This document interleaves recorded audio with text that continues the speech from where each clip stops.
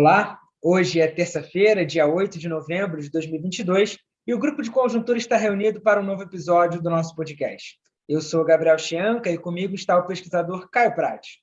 No episódio de hoje, o Grupo de Conjuntura vai abordar as primeiras iniciativas do governo recém-eleito. O que se trata? Esse período de transição entre o governo Jair Bolsonaro e o governo Lula. Nesse momento, nós já temos uma equipe trabalhando. Alguns nomes já foram divulgados, e o principal tema, talvez, do noticiário econômico é a PEC da transição. É para conversar sobre ela que eu quero convidar o pesquisador Caio Prates. Obrigado, Gabriel. Bom, essa chamada PEC da transição, ela é a primeira iniciativa na área econômica, né, do governo Lula. E o seu objetivo é obter autorização do Congresso, né, para que o governo possa ter, em 2023, um volume expressivo de gastos extrateto, que já possa começar o novo governo com essa autorização do Congresso, na verdade. O gasto extrateto já era uma coisa esperada, que era consensual, que o projeto de lei orçamentária, né, que definiu o orçamento para o ano que vem, era um orçamento francamente realista, que, na verdade, foi feito assim para cumprir uma restrição constitucional, que era o fato de que da existência da regra do teto, que é uma regra constitucional, né? Mas isso deixou de fora despesas variadas, consideradas inevitáveis de serem feitas no ano que vem, a começar pelo auxílio de R$ 600, que agora vai voltar a se chamar Bolsa Família, e que não estava contemplado no orçamento enviado para o Congresso. Então, esse é um primeiro ponto. A dúvida que se coloca com essa PEC, a magnitude dela, a se confirmar esses 175 bilhões, qual vai ser a reação dos investidores a isso, né?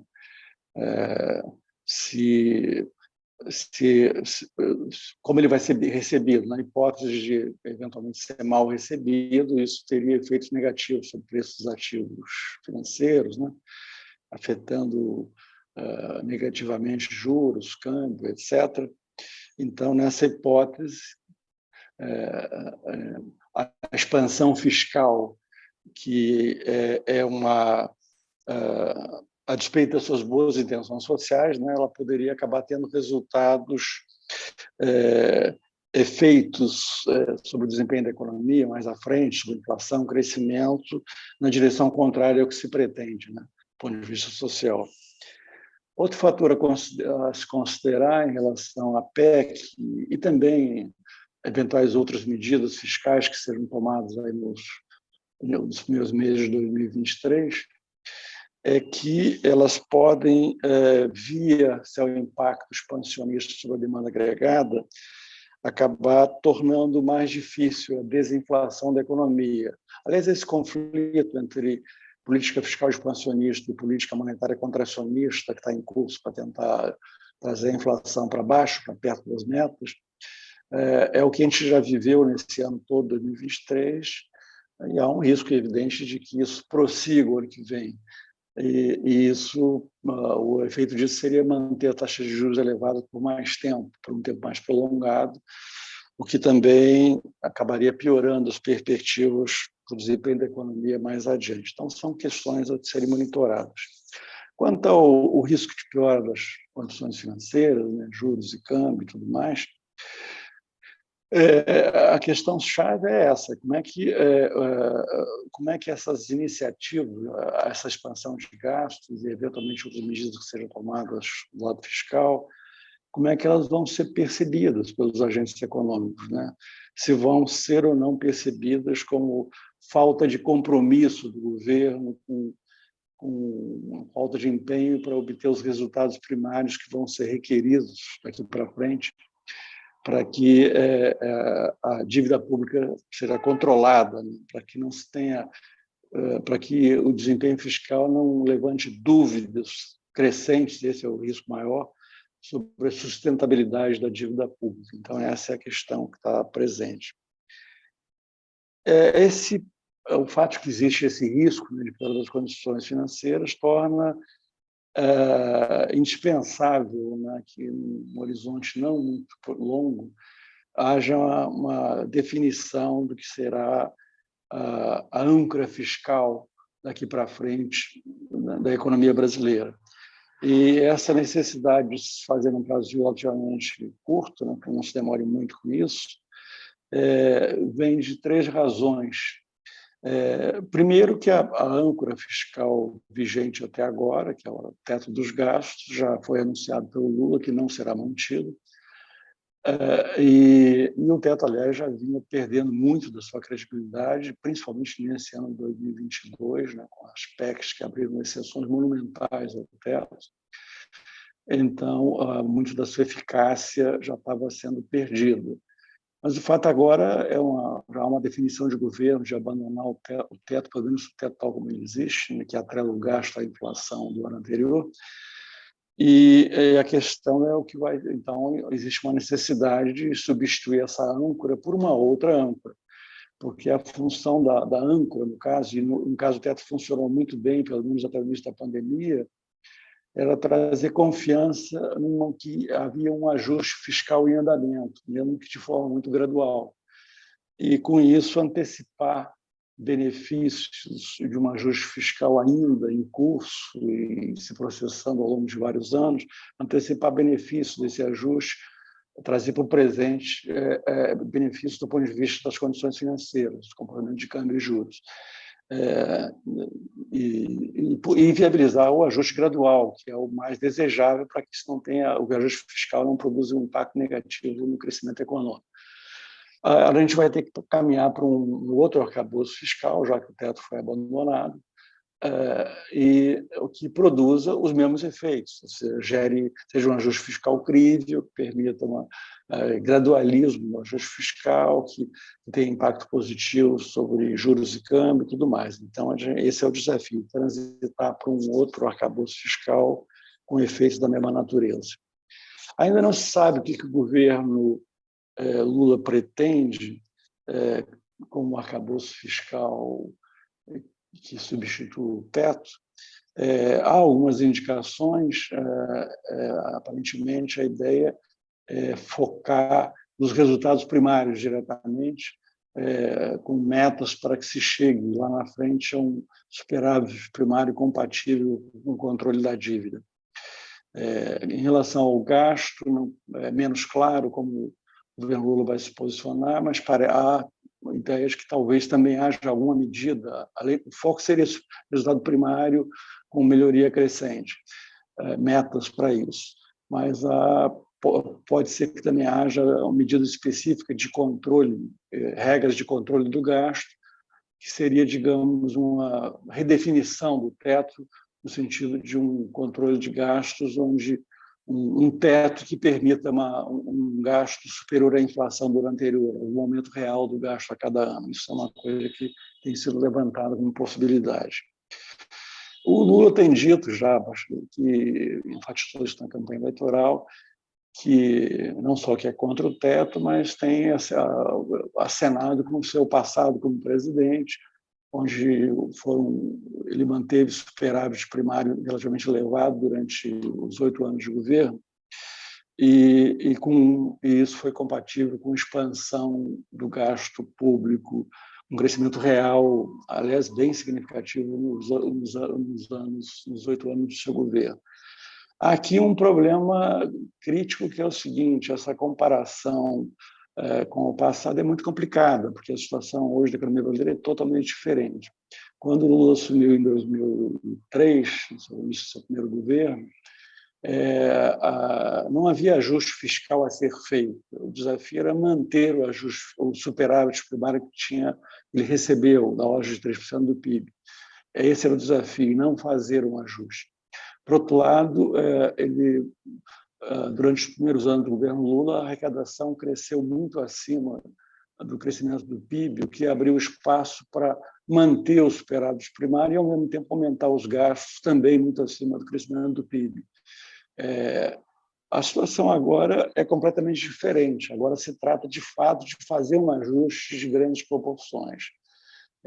Se a gente pensar aí qual o superávit primário que vai ser requerido para manter a dívida estável, e, idealmente, a dívida deve cair, não só ficar estável no futuro, chega-se a alguma coisa que não deve ser inferior a 2% do PIB. Basta a gente ter presente, por exemplo, que a taxa de juros neutra hoje, muitos economistas têm estimado, o Banco Central estima em 4% em termos reais, a taxa Selic neutra, né, que manteria a inflação controlada e o PIB crescendo no seu potencial. Em geral, os economistas trabalham mais com a ideia, nesse ambiente atual, de 4,5% de taxa neutra. Por outro lado, o crescimento potencial, em geral, não é estimado acima de 2%. Uma taxa neutra real de 4,5% e crescimento potencial de 2%, fazendo as contas, chega a um superávit primário requerido para estabilizar a dívida em torno de 2% do PIB.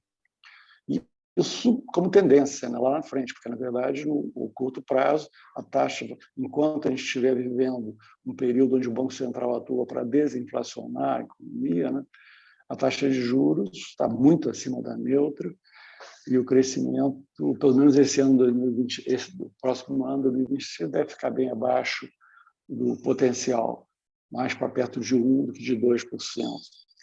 Então, mas isso tudo sugere que, dependendo de onde a gente parte, digamos que um resultado plausível seja que a gente caminhe para um déficit primário de 2% do PIB ano que vem. Um resultado desse tipo, para transitar para um superávit requerido para estabilizar a dívida de 2% do PIB, é um ajuste fiscal da ordem de 4% do PIB, um ajuste fiscal muito, muito grande. O ajuste pode ser feito, em princípio, a forma de fazer o ajuste só pode ser via redução do gasto percentual do PIB, aumento da arrecadação percentual do PIB, a combinação das duas coisas. Se a ideia é não manter o gasto constante e ter algum crescimento real do gasto, e como o PIB potencial é muito baixo, isso está implicitamente sugerindo que todo o ajuste que vai ser feito pelo lado da arrecadação. E isso já é um desafio por si só, porque não só uma resistência política muito grande no país já há um bom tempo para aumento de impostos e tudo mais, como esse aumento de impostos vai ter que ser de uma magnitude expressiva, né, para o ajuste ser todo via através dele. E o governo tem muito menos controle sobre a variável arrecadação do que tem sobre o controle de gastos. Então, isso por si só tende a ser um fator que dificulta a tornar o ajuste fiscal, quando ele é feito pela arrecadação, crível, ter aqueles benefícios que eu me referi da credibilidade do ajuste. Então, essa é a situação que a gente tem. Quer dizer, então, o grande desafio vai ser esse, vai ser construir um arcabouço fiscal que gere uma âncora fiscal crível nesse contexto tão complicado, onde, na prática, estaria se abrindo mão do gasto público pelo menos como um fator relevante de contribuição para o ajuste, e o ajuste precisa ser grande, uma situação totalmente diferente, como eu falei, do que era no período do Lula, que o desafio era manter o ajuste já feito e não fazer um ajuste. Então, essa é a questão, e essa situação toda reforça a ideia de que essa indefinição sobre isso reforça a ideia de que a definição disso tudo não pode demorar muito, e uma coisa que certamente ajudaria muito para a credibilidade do ajuste, é uma coisa que teremos em pouco tempo a definição, é qual a equipe econômica que vai conduzir esse ajuste, qual o ministro está fazendo e qual a equipe econômica. Porque é claro que uma equipe econômica que seja percebida, vista como uma equipe comprometida com um ajuste fiscal na extensão requerida para controlar a dívida, isso ajudaria muito, né? A credibilidade da equipe ajudaria muito na confiança dos agentes em relação ao ajuste que tomará vários anos, não será um ajuste feito, não há como fazer um ajuste dessa ordem em pouco tempo. Então, esse é o grande desafio. São essas questões que esse início de governo, com a definição da PEC, da transição chamada, né, sugere umas primeiras reflexões sobre isso. É isso, então, Gabriel. Obrigado, Caio. Então, nós aguardamos, ao longo das próximas semanas, o desenrolar dessas propostas. Lembrando, como você disse muito bem, esse debate, esse novo debate acerca do marco fiscal, ele já estava encomendado desde 2022, qualquer que fosse o presidente eleito.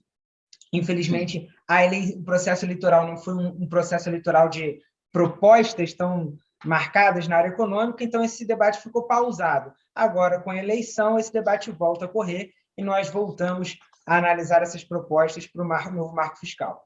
Bem, encerramos por aqui esse novo episódio. Nos vemos novamente na semana que vem. Até lá!